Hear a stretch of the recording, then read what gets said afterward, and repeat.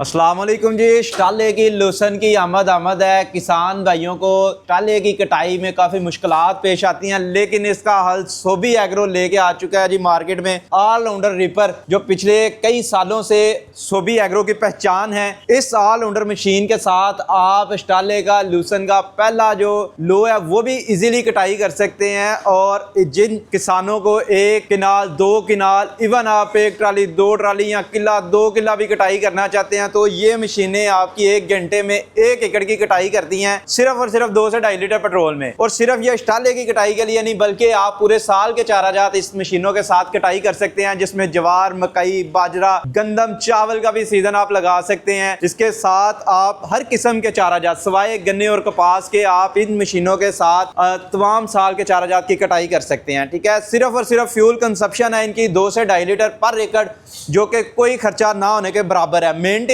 Zero है, सिर्फ चैन tight आपने रखना है, इंजन ऑयल आपने टाइम से चेंज करना है, इसके अलावा कोई मेंटेनेंस नहीं है। फौरी इस मशीनों को 11-11 की सेल में हासिल करने के लिए अभी दिए गए नंबर्स पर राब्ता करें या फिर सोबी एग्रो के प्लेटफॉर्म विजिट करें, डस्का, लाहौर या फिर कराची, और इन मशीनों का ऑर्डर बुक करवाएं। बहुत शुक्रिया।